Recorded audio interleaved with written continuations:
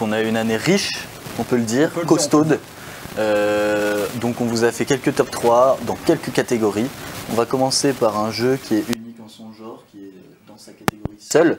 J'ai nommé Control, je ne sais pas si vous avez eu l'occasion de l'aborder, d'y jouer, de le voir. Voilà, donc c'est pour le design, pour la direction artistique, pour les graphismes, vraiment au poil. C'est un jeu qui nous a convaincus aussi par son gameplay. On a une belle évolution du personnage. Je sais pas si du coup vous avez pu y jouer ou pas trop. Si, trop fort. Trop rafraîchissant. C'est ça. Vraiment, en plus je m'y attendais pas du tout parce qu'il y avait eu quelques dramas avant la sortie, tout ça. Mais trop fort. Très costaud. Donc voilà, un jeu rafraîchissant, comme tu dis, c'est le mot. Ensuite, on continue avec du coup un top sport. Dans les jeux sport de cette année, on en a choisi 3. Tous assez différents les uns des autres en fait, et peu conventionnels. À commencer en 3e place par Football Manager. Je ne sais pas si c'est un jeu que vous connaissez, ça fait quelques années qu'il existe. C'est relativement dernièrement qu'il a fait beaucoup parler de lui.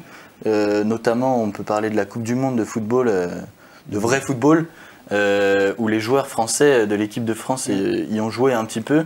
Notamment Griezmann et Dembélé qu'on voyait souvent sur les vidéos en off, voilà, un peu sur la compétition interne en Coupe du Monde. Voilà, je pense que ça a pas mal aidé le jeu à émerger encore plus par la suite. Donc un jeu plutôt sympa, somme toute, qui a vendu récemment, là, qui a passé les 2 millions d'unités du jeu vendu, donc c'est quand même sympa. En 2e position, qu'est-ce qu'on a? On a le jeu What the Golf, c'est un jeu mobile. Je ne sais pas si vous connaissez tous, on parlait des jeux mobiles tout à l'heure justement, qui est innovant par sa conception en fait. C'est un jeu qui part un peu en n'importe quoi et c'est ça qui est drôle en fait. C'est un jeu voilà, où on commence à faire un trou de golf normal et en fait on se retrouve à balancer des maisons dans tous les sens, le petit drapeau qui s'échappe quand on lui tire dessus, des trucs comme ça. Donc voilà, très très sympa, on a vraiment adoré ça ici chez Altef 4. Donc ça prend la 2e place voilà, du classement sport. Ensuite en première place on a évidemment NBA 2K que vous connaissez sûrement. Voilà, magnifique sur tous les points de vue, du gameplay vraiment sympa. On note la petite anecdote de Mr V, le youtubeur que vous connaissez peut-être, qui a réussi à se faufiler parmi les joueurs de NBA. Alors malheureusement on ne peut pas jouer avec lui, mais ça a quand même fait un joli effet sur Twitter. On pourra se regarder ça à l'occasion. Voilà, donc ça c'est pour le top sport, NBA 2K vraiment première place, nickel.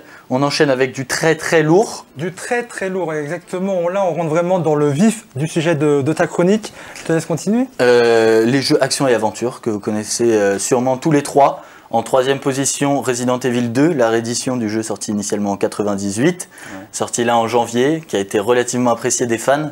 Un jeu qui, je le précise, n'est pas réservé aux adeptes de la première heure, mais qui peut convaincre aussi des nouveaux arrivants, des graphismes voilà, retravaillés magnifiquement, très très quali, donc 3e place. C'est la mode en ce moment un peu de faire des remakes comme ça de jeux, avec notamment Zelda Awakening, qui a été très bon sur Switch. Warcraft 3. Warcraft 3, voilà. Dofus Rétro, Warcraft Rétro, enfin voilà, classique, pardon. Voilà, c'est un peu la mode en ce moment de revenir aux bases, et ça fait plaisir, on va dire. Ça fait plaisir, ça fait extrêmement plaisir. C'est le rétro gaming qui revient en force un peu. C'est ça. Ça fait très très plaisir. Moi, pas trop plaisir sur ce coup-là. Je te sens pas avoir du plaisir là en ce moment. Non, si, mais ça dépend. Faut pas non plus tomber trop là-dedans. C'est ça. Notamment Diablo 4, moi j'ai détesté le côté. On revient à Diablo 2, je sais pas quoi. C'est un peu pareil. Hein. J'attends de voir ce que ça va donner. Pas unanime. Parce que le 3 je l'attendais énormément. Il m'avait assez déçu, je dois avouer, dans les mécanismes. Donc là, le 4.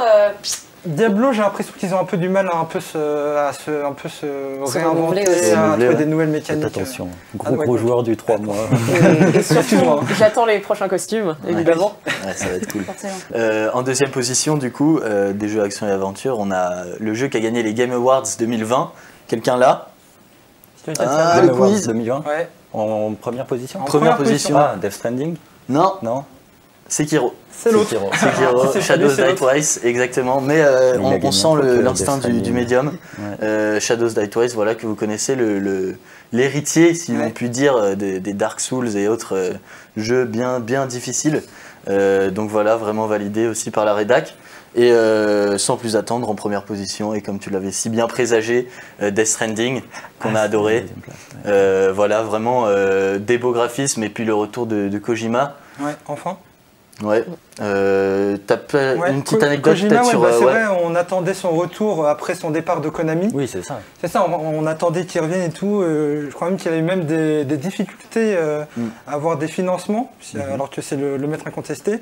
Et ouais, petite anecdote sur Kojima, à l'époque sur Silent Hill, il avait un jeu, donc les graphismes n'étaient pas très beaux en chargement. Donc pour ça, pour un peu masquer cette perte de qualité, il a mis juste du brouillard sur tout l'écran. Et je trouve que cette technique, elle est toute bête, mais c'est tellement du génie pour l'époque, tu vois. Genre cacher les graphismes qui chargent avec du brouillard. Franchement, c'est trop malin. En fait. Nickel. C'est trop malin, et pour le coup, à l'époque, ça s'intégrait vraiment bien au jeu. Et voilà, donc Kojima, très grand retour, ouais. Très grand retour, on peut le dire, avec Death Stranding. On est tous contents ici de revoir un jeu des studios Kojima. Un jeu très costaud, avec un casting aussi costaud. Je sais pas si vous avez pu le voir un peu, mais... Avec le pire placement produit quand même, disons-le. Oui, si on veut. mais trop bien par contre. Okay. Et puis un scénar aussi, une relation avec la mort et tout, des mécaniques parfois un peu sombres, mais hyper agréables à jouer et à découvrir aussi. C'est le cinéma qui s'invite dans la console. Donc on peut dire ça, mais c'est ça qui est intéressant aussi, le croisement de ces arts rend les choses sympatoches. Je pense que tu as fini ta chronique. J'ai fini ma chronique, exactement. Eh bien, merci Thomas pour cette chronique coup de cœur de la rédac. C'était très solide, bravo à toi. Merci de nous avoir suivis sur cette émission, j'espère que ça vous a plu.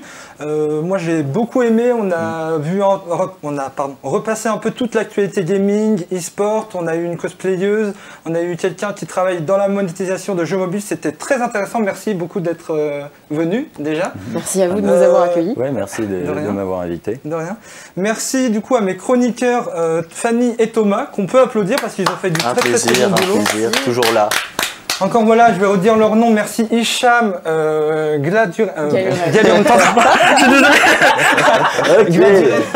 Galuren, désolé, et Benoît d'être venu, c'est très gentil à vous. Et on se retrouve le mois prochain pour un nouveau numéro d'Alt F4.